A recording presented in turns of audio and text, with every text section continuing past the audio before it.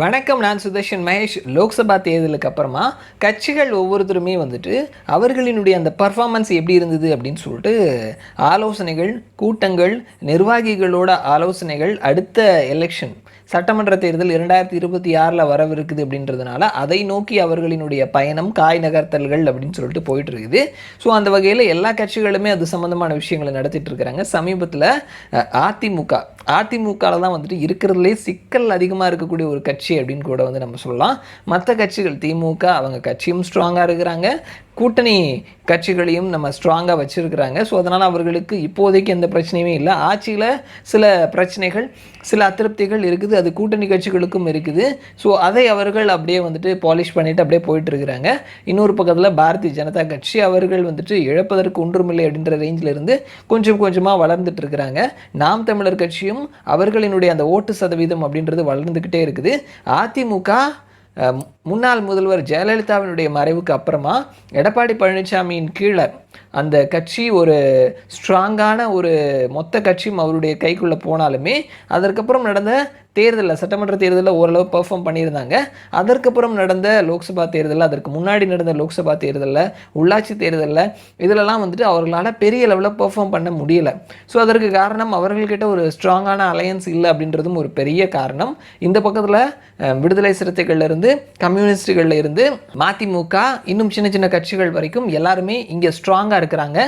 இந்த மாதிரியான ஒரு ஸ்ட்ராங்கான அலையன்ஸ் அதிமுகவோட இல்லை அப்படின்றதையும் பார்க்க முடிகிறது. போன எலெக்ஷன் வரைக்கும் அவங்க பாரதிய ஜனதா கட்சியோட அலையன்ஸில் இருந்தாங்க. இப்போ அவர்களை விட்டும் பிரிஞ்சுட்டாங்க. சிறுபான்மையினரினுடைய வாக்கு நமக்கு கிடைக்கும் அப்படின்னு நினச்சிட்டு போனாங்க. அந்த வாக்கும் அவர்களுக்கு கிடைக்கல அப்படின்றதுனால இப்போ வந்துட்டு தொடர்ந்து தோல்விகளை சந்தித்து இருக்கிறதுனால தலைமையை நோக்கி பல கேள்விகள் வந்துட்டு எழுப்பப்படுகிறது. அதில் முக்கியமான ஒரு கேள்வி அப்படின்றது அதிமுகவில் இருந்து விலக்கப்பட்ட, பிரிந்து செல்லப்பட்ட சசிகலா, டிடிவி தினகரன் இவர்களை சேர்க்கலாமா அப்படின்றது பற்றி சமீபத்தில் வந்துட்டு இந்த லோக்சபா தேர்தல் இது சம்பந்தமான பெர்ஃபார்மன்ஸ் பற்றி அந்த ஒவ்வொரு தொகுதிகளினுடைய நிர்வாகிகளோட கூட்டங்கள் நடந்துட்டு இருக்குது. ஸோ அந்த கூட்டங்களில் பங்கேற்கிற நிறைய பேர் வந்துட்டு நம்ம டிடிவி தினகரன், சசிகலா இவர்களோட சேர்ந்தா என்ன அப்படின்ற மாதிரியான கேள்விகளை வந்துட்டு கேட்குறாங்களாம். ஸோ அது மட்டும் இல்லாமல் முன்னாள் அமைச்சர்கள் ஒரு 6 பேர் வந்துட்டு இந்த விஷயங்கள் பற்றி நேரடியாக அவர்கிட்டே கேட்டிருக்கிறாங்க. ஸோ அவர் வந்துட்டு அவர்களை சேர்க்கறதை பற்றி நீங்கள் பேசாதீங்க அப்படின்றத சொல்லியிருக்கிறாரு. இந்த தொகுதி சம்பந்தமான நிர்வாகிகளினுடைய கூட்டம் வரும்பொழுதும் கூட வந்துட்டு ஆரம்பத்தில் அவர்களை நம்ம கட்சியில் சேர்த்துருந்தா இன்னும் கொஞ்சம் பலமாக இருந்திருக்கும். குறிப்பாக தென் மாவட்டங்களில் ஒரு நல்ல வாக்கு சதவீதத்தை நம்ம பெற்றிருக்கலாம். தென் மாவட்டங்களில் நிறைய இடங்களில் வாக்கு சதவீதம் சரிவடைந்திருக்குது, அதற்கு இது ஒரு காரணமாக இருக்குதுன்னு சொல்லியிருக்கிறாங்க. ஸோ ஆரம்பத்தில் ஒரு 2-3 கூட்டத்தில் இதை கேட்டவர், நான் பார்த்துக்கிறேன்னு சொன்னவர், ஒரு கடத்துக்கு அப்புறமா அவர்களை பற்றி பேசாதீங்க, அவர்கள் கட்சியிலே இல்லை, உறுப்பினராகவே இல்லாத ஒரு பர்சன் பற்றி நீங்கள் பேசாதீங்க அப்படின்றத ஸ்ட்ராங்காக சொல்லிட்டாராம். அண்ட் அடுத்தது ஒரு ஸ்ட்ராங்கான அலையன்ஸ் இல்லை அப்படின்றதையும் சொல்லியிருக்கிறாங்க. ஸோ அலையன்ஸை பற்றி நான் பார்த்துக்கிறேன், திமுக அலையன்ஸில் இருக்கக்கூடிய விடுதலை சிறுத்தைகளாக இருந்தாலும் சரி, கம்யூனிஸ்டுகளாக இருந்தாலும் சரி, அவர்கள் இந்த ஆட்சிக்கு எதிராக சமீபத்தில் நம்ம பார்த்தோம் பகுஜன் சமாஜ் கட்சியினுடைய மாநில தலைவர் ஆம்ஸ்ட்ராங்கினுடைய படுகொலை, அது சம்பந்தமான கருத்துக்களை விடுதலை சிறுத்தைகள் கட்சி சொல்லியிருந்தாங்க. இந்த ஆட்சிக்கு எதிரான பல கோரிக்கைகளை முன்வைத்து வந்துட்டு கம்யூனிஸ்டுகளும் போராடி வந்துட்டு இருக்கிறாங்க. ஸோ இப்படி அவர்கள் வந்துட்டு இந்த ஆட்சிக்கு எதிராக லைட்டாக வாய்ஸ் கொடுக்க ஆரம்பிச்சிருக்கிறாங்க.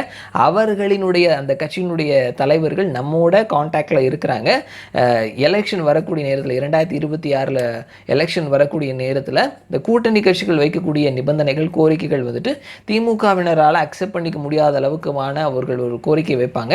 திமுக அதை அக்செப்ட் பண்ணிக்க மாட்டாங்க. ஸோ அவங்க அங்கேருந்து வெளில வந்து நம்ம கூட சேர்ந்துருவாங்க. அதனால் கூட்டணி பற்றிலாம் நீங்கள் கவலையப்படாதீங்க, நான் பார்த்துக்கிறேன், நீங்கள் போய் கிரவுண்ட் லெவலில் என்ன வேலை செய்யணுமோ அந்த வேலையை செய்யுங்க, மற்றதெல்லாம் நான் பார்த்துக்கிறேன் அப்படின்னு சொல்லிட்டு எடப்பாடி பழனிசாமி சொல்லி அமைச்சிருக்கிறாராம். இதற்கு முன்னாடி லோக்சபா தேர்தலையும் அவர் இதே தான் சொல்லியிருந்தார். கூட்டணி அவர்கள் எல்லாரும் நம்ம கூட வருவாங்க, நம்ம கூட பேசிகிட்டு இருக்கிறாங்க அப்படின்றது சொன்னார். ஆனால் வந்துட்டு திமுக அவர்கள் எல்லாத்தையும் சரி பண்ணி அவர்களோடவே தக்க வச்சுக்கிட்டாங்க.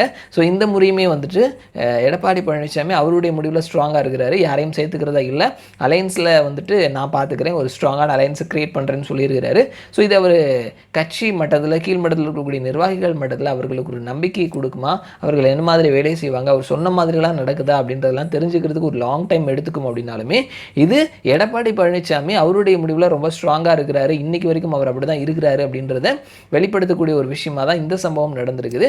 ஸோ அதிமுக அது வீழ்ந்துருச்சு, அது ஒன்றும் இல்லாமல் போயிடுச்சு அப்படின்ற மாதிரி சொல்லிக்கிட்டு இருந்தாலும் அதனுடைய பொதுச் செயலாளராக இருக்கக்கூடிய எடப்பாடி பழனிசாமி அவர் ஸ்ட்ராங்காகவே இருக்கிறாரு. அவருடைய தலைமையில் தான் கட்சி இன்னும் வச்சிருக்கிறார் அப்படின்றத கவனிக்க முடிகிறது. அதற்கான பலன் என்ன மாதிரி இருக்குது, என்ன ரியாக்ஷன் இருக்குது அப்படின்றத வரக்கூடிய நாட்களில் நம்ம பேசலாம். மறுபடியும் நான் உங்களை இன்னொரு வீடியோவில் சந்திக்கிறேன். அது வரைக்கும் நன்றி.